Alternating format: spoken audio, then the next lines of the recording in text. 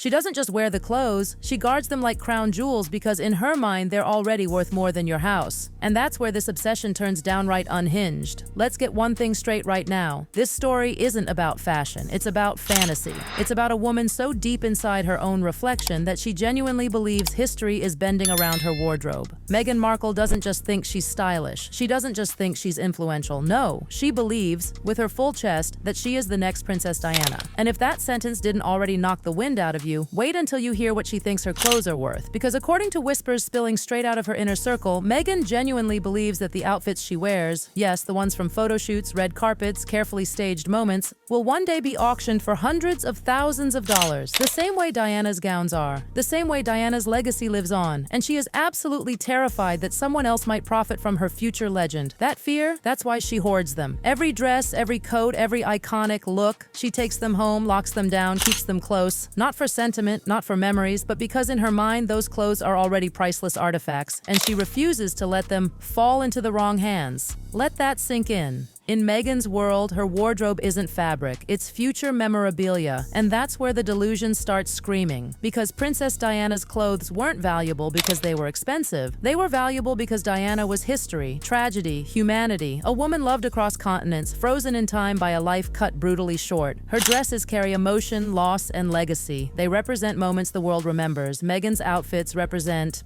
what exactly? A photo shoot, a press cycle, a rebrand.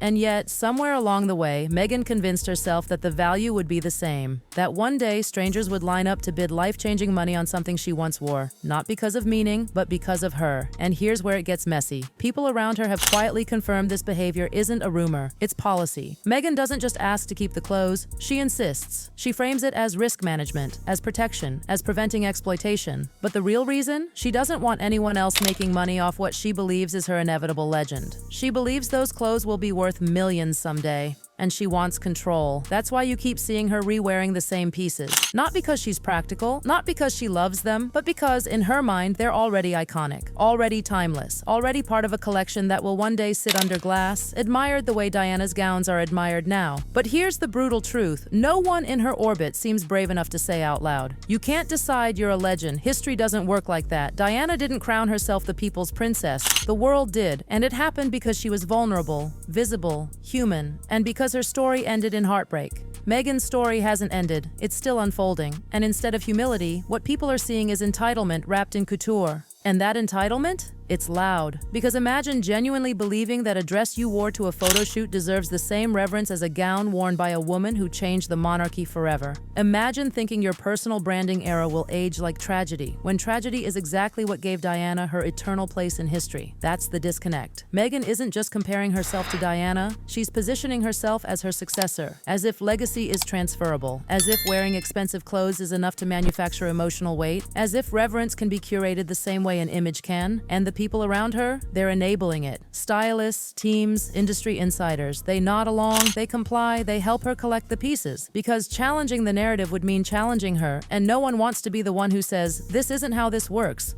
But the audience sees it. They see the repetition, the rewears, the tight grip on image and material. They see a woman desperately trying to freeze moments before they've earned significance, trying to control how she'll be remembered before history has even weighed in. And here's the quiet irony that makes this whole thing sting even more. Diana's clothes were often auctioned for charity, for causes, for people. They weren't hoarded, they were given. Because Diana's value was never about possession, it was about connection. Meghan's approach is the opposite. Control, ownership, fear, protection. She doesn't want her clothes to help anyone else. She wants them preserved for a future she's already written in her head. A future where she's finally recognized as equal to the woman she keeps chasing. But chasing Diana's shadow has a cost, because the harder Meghan tries to be seen as iconic, the more forced it feels. And the more forced it feels, the further away real legacy drifts. You can't auction your way into history, you can't wardrobe your way into reverence, and you definitely can't declare yourself the new Diana and expect the world to nod along. And this is only the beginning, because once you start believing your clothes are worth more than people's homes, the line between confidence and delusion is already gone. And here's where the illusion really starts to crack, because the more Meghan clutches onto this fantasy, the more obvious it becomes that this isn't confidence, it's compensation. See, when someone truly is iconic, they don't have to guard their image like it's under siege. They don't panic about wrong hands. They don't obsess over who might profit from their past outfits. Legends don't hoard, they transcend. And Meghan, she's clinging, white-knuckled, desperate to freeze herself in a moment she thinks history will someday validate. But history doesn't validate insecurity, it exposes it. What's wild is how carefully this obsession is wrapped in faux sophistication. On the surface, it looks like branding, like strategy, like she's just being smart. But listen closely and the real motivation bleeds through. Fear. Fear of being forgotten. Fear of being ordinary. Fear that once the cameras stop flashing, the world won't remember her the way she believes it should. And that fear is loud. Because think about it. Who actually plans for their memorabilia to be auctioned while they're still alive, still active, still trying to convince people they matter? Who imagines strangers paying life-altering money for their clothes before those clothes have even aged into nostalgia? Someone who's trying to force permanence, someone who knows deep down that legacy isn't sticking the way they hoped. Meghan didn't inherit Diana's role, she inherited Diana's absence, and instead of respecting that space, she tried to fill it, mimic it, style herself into it. But the public felt the difference immediately.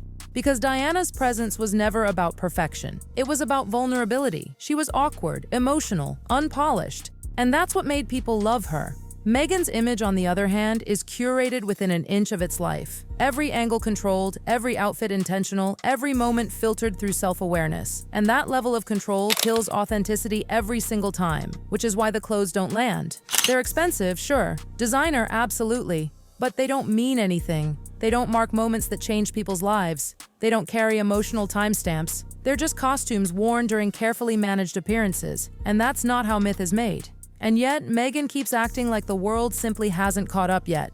Like one day, we'll all wake up and suddenly see what she sees. But here's the uncomfortable truth she refuses to face. Diana didn't need to tell people she mattered. People felt it. Meghan keeps telling people. And the more she tells, the less convincing it sounds. And this fixation on clothes, it's symbolic. Because when you strip away the designer labels and the polished speeches, what's left is a woman trying to anchor her worth to tangible objects. Dresses, coats, fabric she can touch, control, own, lock away. Because those things won't challenge her the way public opinion does. People can reject you. History can ignore you.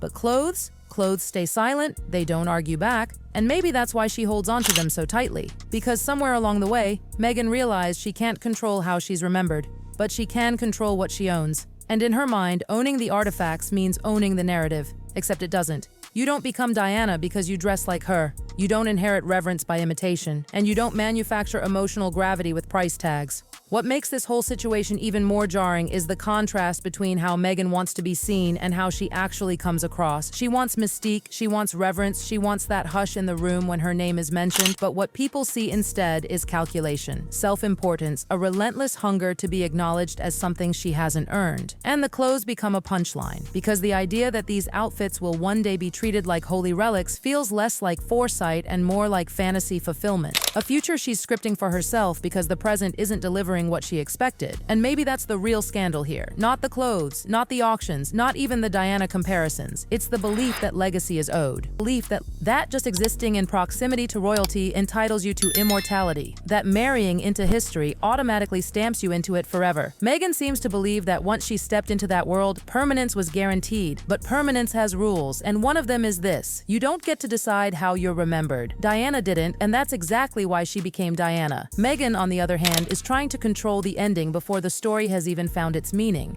She's archiving herself in real time, preserving outfits like artifacts, guarding symbols that haven't become symbols yet. And the more she does it, the clearer it becomes that this isn't about fashion at all. It's about insecurity dressed up as destiny. Because if Meghan truly believed the world would one day value her clothes the way it values Diana's, she wouldn't be afraid to let them go. She wouldn't fear someone else profiting from them. She wouldn't need to grip them so tightly. Confidence doesn't hoard, icons don't panic, legends don't self-appoint, and that's the part she still doesn't understand. She keeps trying to prove she's special instead of letting time decide. And time is ruthless. It remembers authenticity, it forgets performance, and no matter how many dresses she locks away, no matter how tightly she controls the image, time will always tell the truth. So maybe one day those clothes will be auctioned. But not for the reasons she imagines. Not because they belong to a woman the world couldn't let go of, but because they belong to someone who tried desperately to be remembered as more than she was. And that's not a fairy tale, that's a warning.